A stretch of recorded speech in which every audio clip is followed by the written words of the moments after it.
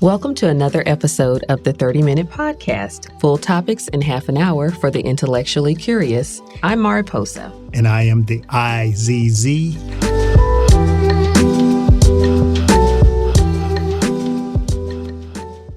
And so what are we talking about today, IZZ? Oh, that's a long pause. It must be something serious. No, it's not. It's not a long pause. I was taking a gulp of my Merlot 72. Somebody told me it was trash, though, so I'm still going to drink it, though. I would say so. We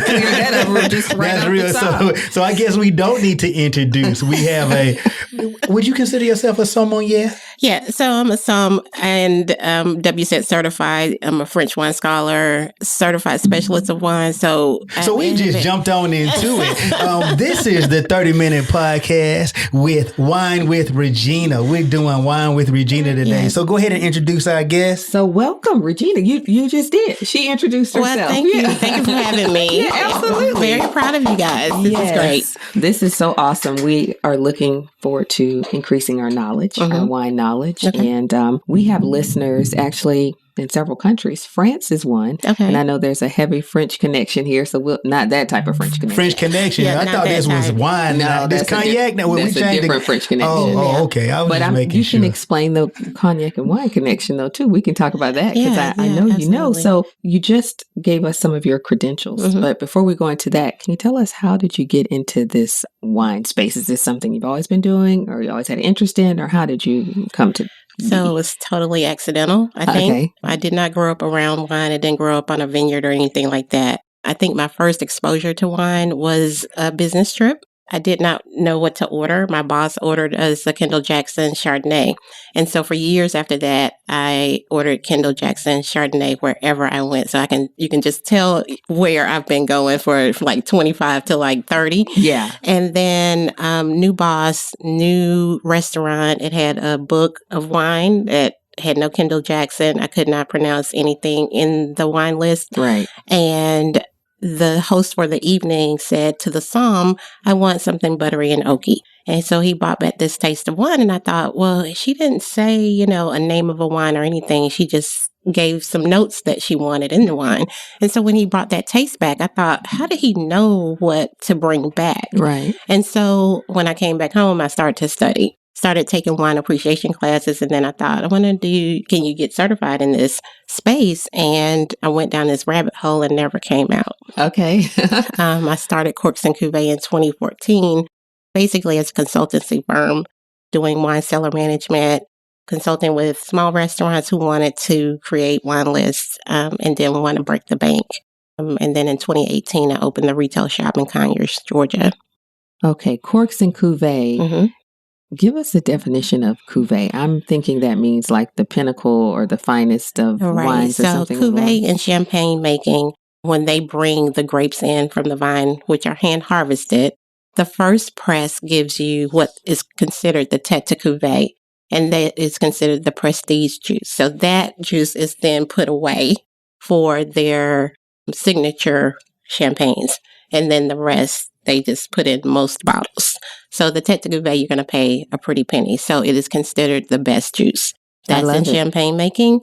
And then in regular winemaking, a cuvée is a blend. And so when I thought about a name for the company, because I do so many different things in wine, it was, we are the best. And we do multiple things in the wine space. Consulting, tastings, retail. Cellar management, yeah. Okay. We're coming back to that, but you just said that cuvée in wine means a blend. I'm into 19 Crimes. I like 19 Crimes. Mm-hmm. And they have I think it's the Warden, or it's an Australian, but it says a red blend. So is that a cuvée just because it's a red blend? Does that make it a cuvée? So any blend is considered a cuvée. Yeah, so I can now call it a cuvée. Yeah. So typically when you see the word cuvée, basically the winemaker has determined that these batch will go into this blend. And so, it is considered a cuvée. So red blends are considered a cuvée. of sorts. But you typically see Cuvée on the label because the winemaker... You typically see Cuvée on the label. He just saw 19 Crimes. I saw Red Blend. All I saw was 19 Crimes, Red Blend. Yes. Yeah, so let's go back to the credentials. Okay. Those are very impressive, and I know those do not come easily, right? No, a lot of time studying, financial investment, etc. Mm-hmm.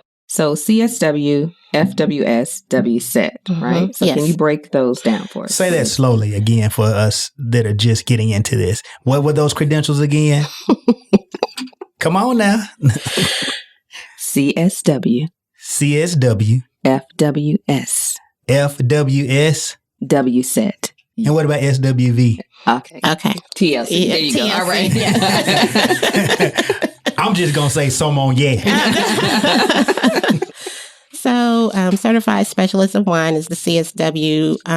The FWS is French Wine Scholar, and that is a certification that makes you very knowledgeable about all of the French wine regions. So Champagne, Burgundy, Bordeaux, Loire Valley, the south of France. Oh, yeah. Oh, so you have to have a passport for that certification. Well, that's the great thing about wine, because it will take you places without having to get on a plane. I've learned so much, not just about the wine, but the geography, the topography, the climate, the weather in many places that I've never been. But my goal is to hit all of these amazing wine spaces over my, the rest of my life. So you learn about soil acidity and all of that. Yeah. Oh, you into my space now? That's my undergrad. Okay. So you into? We can talk a little. Yeah, we can talk a little. I have to put on my intellectual cap now. Yes, because there's so much science in it, and the soils. They make the grapes. The vines dig deep into this soil, and so you can have the exact same varietal grown in different spaces, different soils, different weather, different climate, and have a totally different taste to the wine. So we are located, even though we're worldwide, we're based out of Atlanta. Yes. And so you're in that wine space here in Georgia. Yes. Georgia's not typically known for its wines. No. Mainly you would go to Sonoma. Yeah, Napa, California, Washington. You might go Napa, you might go to Washington. I've even seen some in Arizona, but we're on the East Coast. So tell me about that, if you will. What made you decide to do it here in Georgia and the process here, maybe? I live here in Georgia. I was born and raised. I'm an original peach from Atlanta, Georgia. And so it never dawned on me to create the company or locate it anywhere else but Atlanta. But because of technology, we can go anywhere practically in the world. I was doing a virtual tasting last night on Burgundian wines. And so you actually get to go and see all the things that are going on there. And so just because we're based out of Atlanta, we do a lot of work. I was on a call with Jill and Natalie just earlier this morning on a call today with the country of Georgia, consulting with them about food and wine. So wine really spans the entire world. So what's the basic setup to obtain the credentials that you mentioned? Are those obtained in a university setting, or how did you go about that? And is there a particular time frame, a track that you have to do it in before your credentials expire? How, just for the intellectually curious, in case someone else wants to pursue that. Right. So I started at the Atlanta Wine School, which is actually located off of Chamblee Dunwoody at Vino Venue, but they actually had a wine school within that facility. And I started off doing W-CET 2. I was exempt from W-CET 1 because I had been doing some studying. Okay. And W-CET means Wine Spirit Education Trust. Okay. And it really is kind of like the European body of education as it relates to wine and spirits.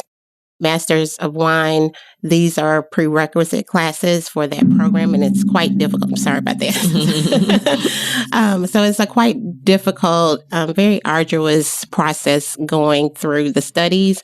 There's so many things and so many places and so many varietals that you have to study on a regular basis. When I'm studying for a cert, I don't do anything else. So how many varietals are we talking about? You get hundreds of thousands of varietals. There are varietals that I've never heard of. I actually heard of one this week that I never heard of. You have grapes growing all over the world. Now, whether they're good enough for winemaking is to be determined. And that is the beauty of the wine world, because people are coming up with all kinds of things, all kinds of wines, all kinds of blends. And in Europe, particularly France, Italy, and Spain, they have very specific rules and regulations as it relates to blending.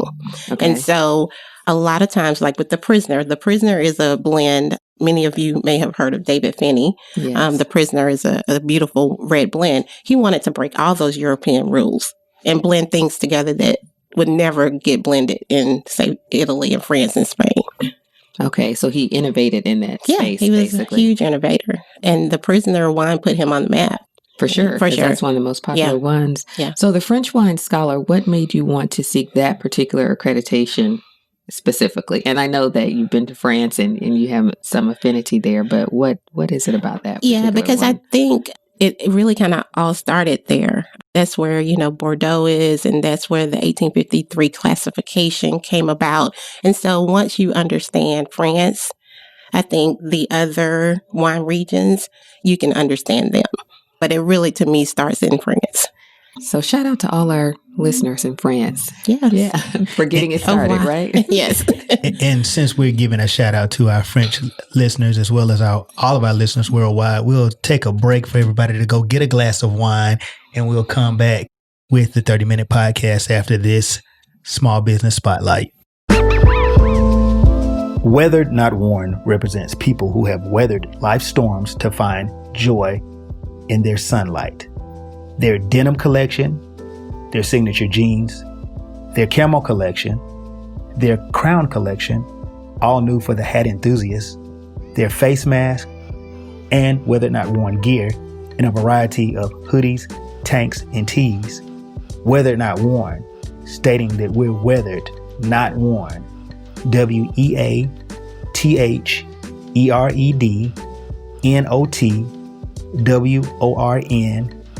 You can reach them on IG or weatherednotworn.com. Weathered Not Worn, embrace your story, express your style.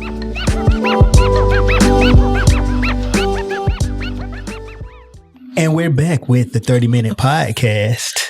And we were talking about the different wines and your affinity for the French region. I know I watched a movie called Uncorked. Tell me how true is that to your life? And for those who haven't seen it, the movie is called Uncorked, and it's about young Black man in Memphis learning to, or in the Mid-South, wanting to become a sommelier. How do you relate to that? Yeah, so I actually saw the movie a couple of months ago, and I was really fascinated because it depicted a lot of what I go through, and probably any person of color who is going down this path. The wine space has been predominantly white male dominated industry, but we people of color are coming and studying and getting these certifications. And so I have been in a class where I was the only person of color.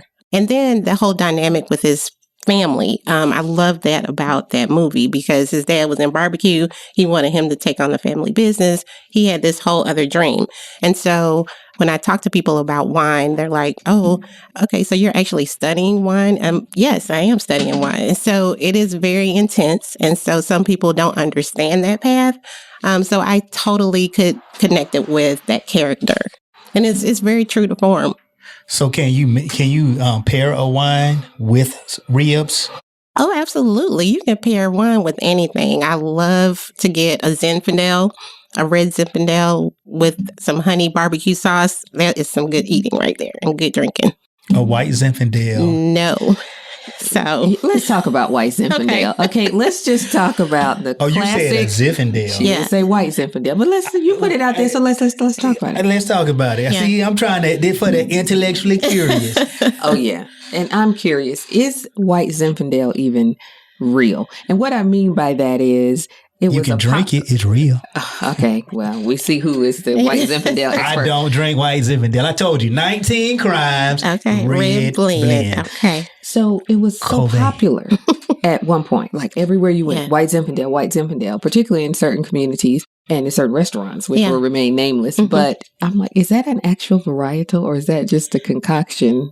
So white Zinfandel was actually created by accident by Trinchero. He was the winemaker at Sutter Home in 1948. He was actually trying to ferment some of the free run juice, and it had some skin contact. And so the fermentation stopped mid-process, and it created this sort of sweet pink wine. Right. So Sutter Home really kind of coined the phrase of white Zinfandel. So it was not something that was created from the Zinfandel grape. So a lot of people, when I say Zinfandel, don't realize that Zinfandel is a red grape, what I consider a black grape.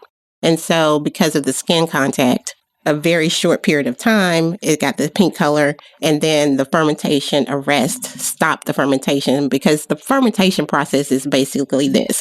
You have the wine, the yeast eats up all of the sugars, and you're left with alcohol, or the wine, fermented wine. So when you stop fermentation mid-process, you have a lot of residual sugar. And so that is why Zinfandel is pink and sweet. And that's why it was by accident. Yeah, and that's why I didn't think it was real, because it was so sweet. I was like, is this even like really wine? Like, But it was because of the skin contact. Now you're going to have to define that for the intellectually curious. Right. So if you go to a vineyard and you pull off of the vine, let's say Cabernet Sauvignon, Merlot, Zinfandel. These are all what they consider red grapes, black grapes. So they have dark skins. And so the inside of a grape, if you look at it on the inside, is clear, and all of the juice is clear. What makes red wine is the level of skin contact, the amount of skin contact, and the length of time. So red wines are fermented with the skins. So let's talk about one of the categories that I've been hearing about more, organic and or biodynamic. I'm not even sure if those are two totally different things or the same. Can you tell us a little bit more about it? And is that either of those categories, does that make the wine, quote unquote, better for you, or what is the value? Right. So obviously organic has to be certified. That is going to be an indication on the bottle. You should see a green label that says certified organic. So that just means that there are no pesticides used. They use real manure. There is nothing outside of the natural ecosystem input into the soil. So they're not doing anything outside of what just happens in nature naturally. Biodynamic has a metaphysical component to it, whereas, they kind of feel like the moon and the stars need to be aligned before we do harvest. And so that's what he needs to drink. Okay. That's the one. He'll like that one. Yeah. Because you have no need to be talking about our producer like that. Forgive me. Forgive you for talking about our producer like that, because I know she wasn't talking about me, because I meditate over you. Well, we won't go there. Yeah, please don't. What I'm saying she was looking at you, though. So the moon and the stars align for you to drink your wine. So continue. For the harvest and certain things within the process. So the harvesting, when you prune, there is a metaphysical component to that. So they're not just going by, okay, so it's April and it's time for bud burst and we are going to go do this. It's really more about how the tides and the universe and the energies. And that's why I'm telling you better go on this Merlot 72. Yeah, you need to go that way. But the moon was like, you go back and look at what was going on. Yeah, the moon is set on that. The sun is set on that. You need to throw that one out. You saying my wine is, I need to have service for it? I'm going to tell you, wine is supposed to be drank. I know that there are wines that can age for years and years and decades. My recommendation to people is to drink the wine. Most wines are wines that you can drink within 2 to 5 years. Okay. You do have wines that are meant to be laid down. So then this is not one of but you've decided or made me go off into a whole nother avenue, because I know a couple of years ago, there was this whole big old thing about imposter designer wines, and it was a real big issue with wines that were supposed to be worth tens of thousands of dollars, but they were really knockoffs. And there was a big thing with Spanish wine taking over French wine at one time. Tell us a little bit about that. Yeah. So, obviously you have imposters and people who skirt the process, but the wines of Bordeaux and Burgundy, we were just talking about it, La Tâche. that's going to be a $5,000 bottle of wine. It is a very small clamant, is what it's called in France, that produces that. And so you're not going to have hundreds of people picking. I mean, like very little is made. If you go to Burgundy, it's like a little spot, it may have 10 vines on it. So you're not going to have, it's all, hand harvested. So these people who are saying, they have negociants is what they do. They, work with the growers and then the domain. So the domain is actually the house, the vineyard. Mm-hmm. And so you'll see that on a label. And that's one thing I want to do is a French wine label class, how to read it, because they give you a lot of information, everything except the grape variety. Right. In most cases. Right. Alsace will put Riesling on the front of the label. But I went down another road. But yeah, so that was an issue. I think that was several years ago. I don't even remember, but around 2013, 14. Yeah, so people did get, they were paying astronomical prices for these wines and they weren't where they say they were coming from. Mm-hmm. So, yeah. Wow. That was unfortunate. Yeah. So going back to what you just mentioned about the French wines don't even have the varietal on there. So they assume a certain level of knowledge. Or what's the reason why they don't? Yeah, I mean, they really are, they want you to understand their region. And so where the grapes have come from. Because again, if we talked about Burgundy, I mean, I could own this little plot of land and my sister could own this. So it got split up. You got generations. And so some of the people who wanted to till this land, some people didn't. And so you're going to get different producers. And people, once you get used to a producer and like it, that's kind of where you tend to go. Gotcha. Want to go ahead and play a game. Okay. I love to play this game. Okay. This sounds like, what is that, Jigsaw? Let's play a game. So a lot of people are getting into wine and they don't know where to start. So let's start at price points. I'd like to ask you about a wine version based on price. It can be any of the varietals. It can be any of a blend and a red or white or whatever. But give me top 3 wines under $21. So I can only speak in my shop. I will say we sell a ton of what is called Gen 5, and it's an ancestral red blend. There are 5 varietals. It leads with Zin and Cab, has a little bit of Malbec, Merlot, and Petit Syrah. And it is $13. And when I tell you, we buy it by, cases at a time because people just absolutely love it. It got, rated with Wine Enthusiasts, and it is a perfect Tuesday, Wednesday, Thursday night, red wine.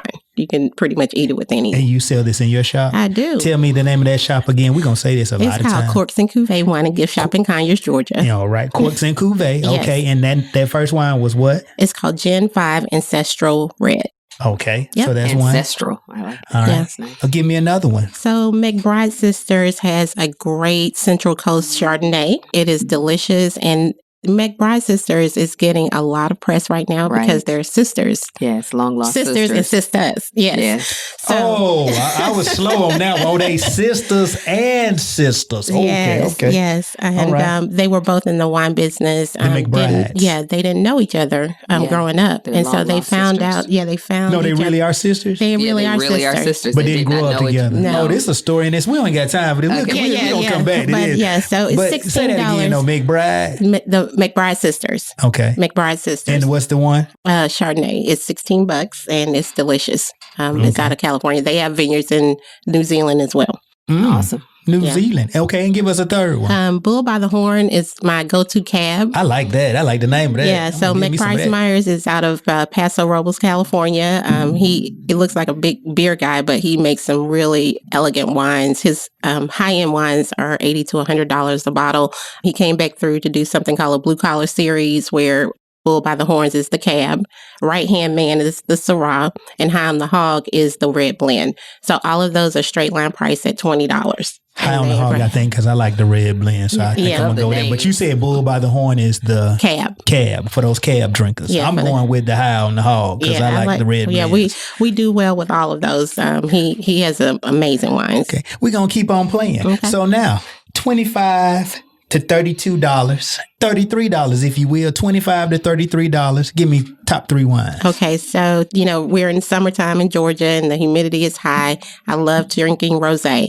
And right now, Lafite du Rosé, this is Danae's provincial lovely rosé. It's full of fruit, red fruits, and it actually can be paired with like smoked chicken. You can do a cheese plate. It is lovely. What about a charcuterie?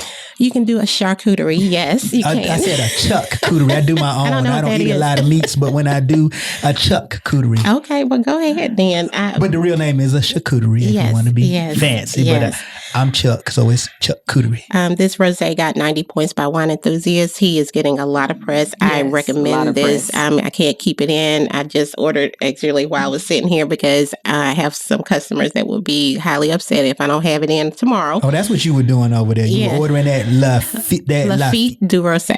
Lafite du Rosé. Okay. Yes. Okay. Give us 2 more. Okay. So I have another one that's fairly new to the shop. It's called Emancipation. Yeah.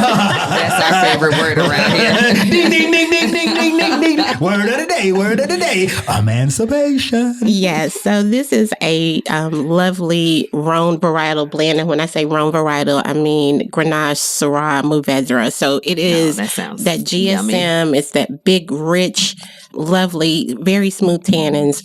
Definitely great with some smoked anything on the grill. Just smoking, huh? Yes, anything on the grill. Anything with a little char on it would be exceptional. Okay, save a bottle or 2 for me and the crew. We're going to come from the DEC and go get some of that. We're going to come out 20 and get some of that Emancipation. All right, and the third one in that category? So that one's $23. $23. The Lafite du Rosé is $27. And then Diptyque, I'm going back to France, the Loire Valley. I love Cap Franc. Cap Franc is just a medium-bodied, easy drinking wine that is great for summertime right now, full of like black raspberry and cherry.